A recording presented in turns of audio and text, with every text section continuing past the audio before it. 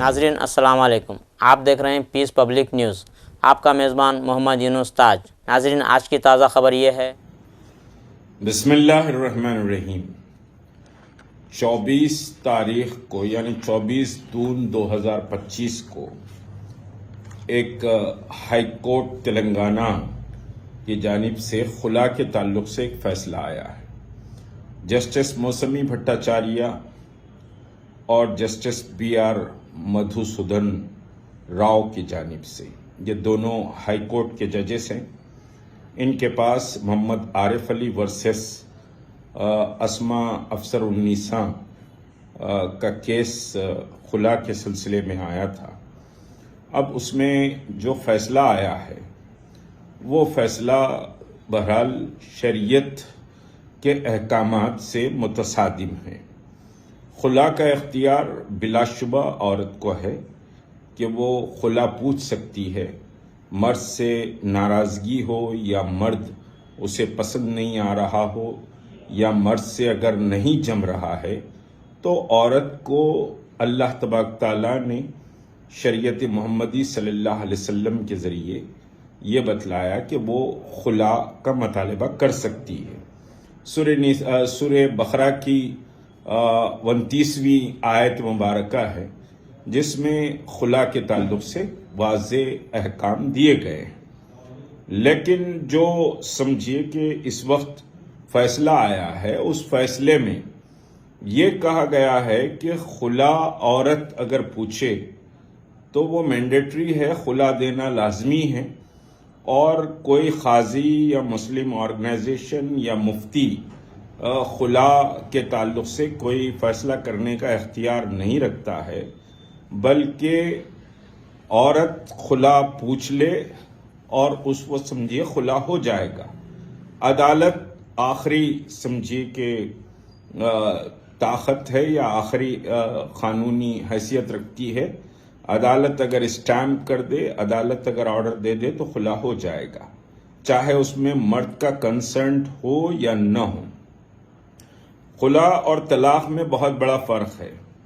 हमारा इस वक्त जो गोदी मीडिया है, नेशनल मीडिया, वो चिल्ला चिल्ला कर डिबेट्स कर रहा है कि 3 तलाक पर भी मुसलमानों ने मुखालिफत की थी, पर्सनल लॉ बोर्ड ने भी मुखालिफत की थी।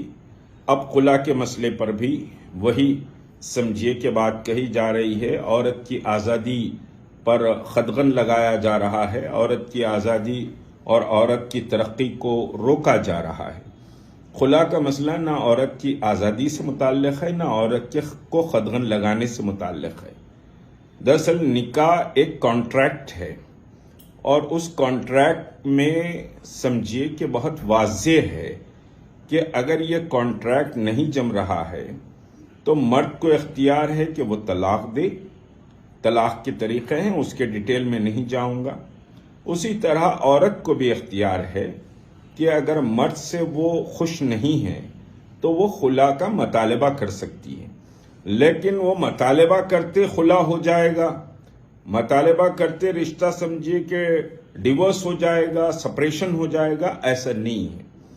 बहरहाल मर्द कव्वाम है, मर्द को अल्लाह तबारक तआला ने औरत पर बरतरी समझिए अता की है, इस वजह से कि मर्द की जिम्मेदारी है कि औरत के खाने का, पीने का, उसके दवा डोरी, रहने का, लिबास का, उसके समझिए नफ्सियाती ख्वाहिशात का, ये सारा ख्याल मर्द रखता है।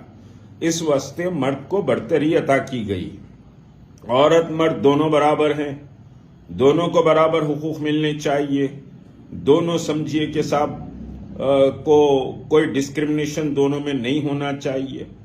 बिलाशुबा औरत को अल्लाह तबारक तआला ने और शरीयत मोहम्मदी सल्लल्लाहु अलैहि वसल्लम ने बेपनाह इज्जत और बेपनाह वक़ार से समझिए उसको नवाजा है। हत्ता कि ये कहा गया है कि औरत माँ भी है, औरत बहन भी है, औरत बीवी भी है। और फिर माँ के ताल्लुक से कहा गया कि माँ के कदमों के नीचे जन्नत है। यानी औरत के मकाम को बहुत बुलंद किया है इस्लाम ने। और फिर जो तरके का मसला है, तरके के मसले में औरत को अपने माँ बाप के हिस्से से भी मिलेगा और फिर उसके ससुराल से भी मिलेगा।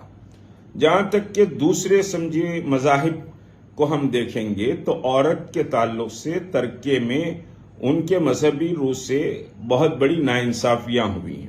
اب قانون بدلے گئے ہیں، ایکویلٹی کی بات کی گئی ہے، اس پر میں کوئی بحث نہیں کروں گا.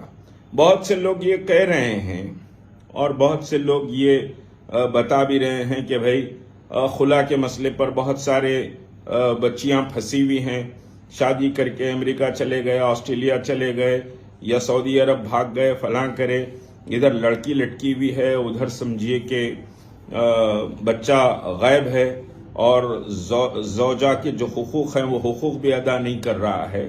تو یہ ایک مسئلہ ٹیکنیکل مسئلہ ہے، یہ مسئلہ اہمیت کا حامل بھی ہے. اس کے معنی یہ نہیں ہے کہ شریعت کو کونے لگا دے کر اپنی مرضی سے زندگی گزارے. اللہ تبارک تعالیٰ نے قرآن میں سورہ بقرہ کی 29ویں آیت ہی میں کہا کہ تلک حدود اللہ، اللہ نے تمہارے لیے حدود متعین کیے ہیں. تو وہ حدود کو پھلانگ کر آپ اپنی مرضی سے زندگی گزارنے کا نام شریعت نہیں ہے. جو مسائل ہیں خلا کے تعلق سے بلا شبہ وہ مسائل ہیں. فسخ نکاح کے لیے ایک باضابطہ ادارہ ہونا چاہیے، اور پھر حقوق زوجین اگر ادا نہیں ہو رہے ہیں، اگر کوئی خلا مانگ رہے تو خلا کے تعلق سے مفتیان اکرام بیٹھیں، دارالقضاء شرعی فیصلہ بورڈ بیٹھے اور وہاں پر سمجھیے کہ صاحب ذمہ دار بنایا جائے کسی کو، اور وہ فسخ نکاح کو عدالتیں بھی قبول کرے، قاضی بھی قبول کرے. جہاں تک تلنگانے کا مسئلہ ہے، تلنگانے کے مسئلے میں نہ سمجھیے مفقود القبر کا کوئی مسئلہ حل طلب ہے، نہ فسخ نکاح کا مسئلہ حل طلب ہے. تو یہ دو مسائل بہت زمانے سے ہم کوشش بھی کر رہے ہیں، لیکن یہاں کی برحال سیاست اور یہاں کے مسائل اور یہاں پر علماء پر سمجھیے پولیٹیکل اثر، یہ سارے مسائل کی وجہ سے اس مسئلے پر یہاں کی مائنارٹی ڈپارٹمنٹ اور جو مائنارٹی منسٹرز تھے ان سے بھی کئی بار میری بات ہوئی کہ یہ مسئلہ بہت اہم ہے، اس کو ایڈریس کرنا چاہیے. لیکن اگر کوئی مسائل آپ کے درمیان ہیں تو شراب، اگر کوئی شراب سمجھیے کہ شراب پیتا ہے تو پورے گھر پر شراب حلال نہیں ہو جائے گی. شرابی ہے بھائی، اس کا باپ شراب پیتا، بیٹا پیا تو کیا ہے، ایسا نہیں ہوگا. مسائل جو ہیں مسائل کو ایڈریس کرنا چاہیے، اس کو حل کرنے کی کوشش کرنی چاہیے. تلک حدود اللہ میں اللہ نے جو حدود متعین کیے ہیں، اس کے معنی یہ نہیں ہے کہ صاحب شریعت سے آپ مسائل ٹکرا رہے ہیں اور عدالتیں کوئی بھی سمجھیے تشریح کر رہی ہیں، آپ کے قرآن کی کسی بھی طرح کی تشریح کی جا رہی ہے تو وہ ناقابل قبول ہے.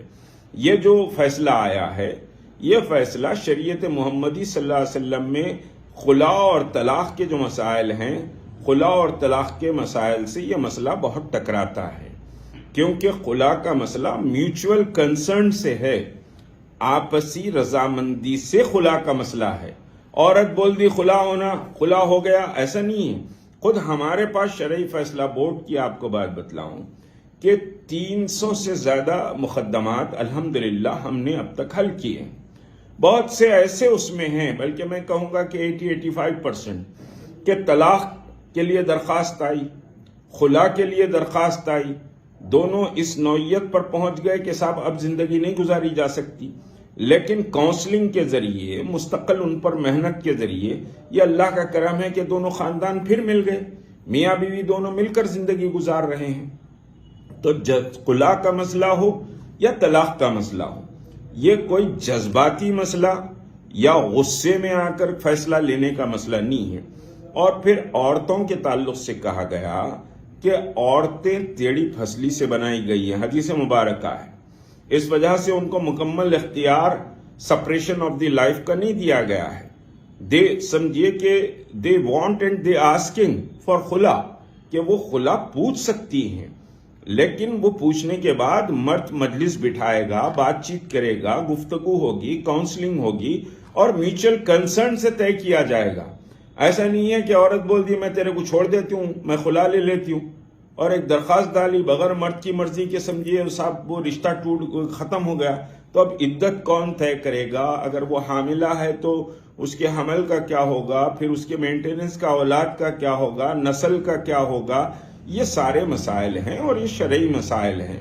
بہرحال یہ جو فیصلہ ہائی کورٹ کا آیا ہے، یہ ہائی کورٹ کا فیصلہ شریعت سے متصادم ہے اور شریعت سے سمجھیے کہ صاحب شرعی جو احکامات خلا کے ہیں اس سے متصادم ہے.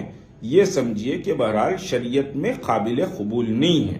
اس پر بہرحال غور و فکر ہو رہا ہے کہ عدالتی طریقے سے اس مسئلے کو کیسے نپٹا جائے، کیسے حل کیا جائے، لیکن اس فیصلے کو بہرحال شریعت کی روشنی میں انڈورس نہیں کیا جا سکتا.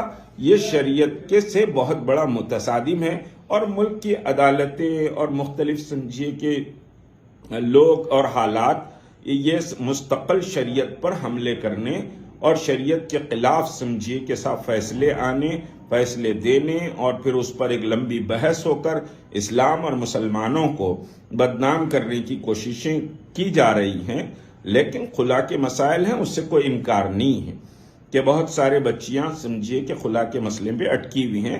اس پر غور و فکر ہونا چاہیے. دوسری ریاستوں میں سمجھیے کہ فسخ نکاح کی گنجائش ہے، مفقود القبر کی بھی گنجائش ہے، لیکن ہمارے پاس کوئی ادارہ ایسا نہیں ہے، کوئی سمجھیے کہ صاحب کمیٹی یا کوئی بینچ ایسا نہیں بنائی گئی ہے کہ یہ ان مسائل پر ایڈریس کرے. تو بہرحال بہت سارے شرعی فیصلہ بورڈ دارالقضاء چلتے ہیں، اس کو بھی عدالت نے اکثر انکار کر دیا کہ نہ مفتی کو رائٹ ہے نہ کوئی مسلم آرگنائزیشن کو رائٹ ہے.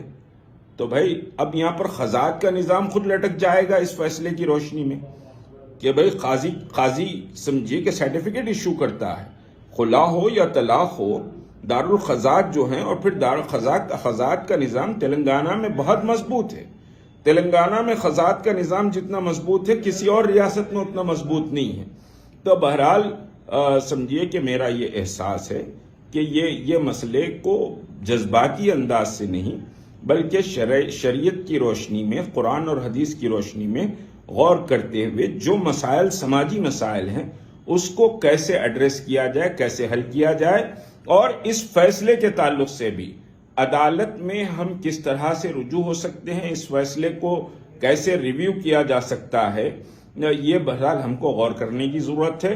یہ فیصلے کو جو شریعت سے متصادم ہے ہم اس کو انڈورس نہیں کر سکتے. السلام علیکم ورحمۃ اللہ وبرکاتہ.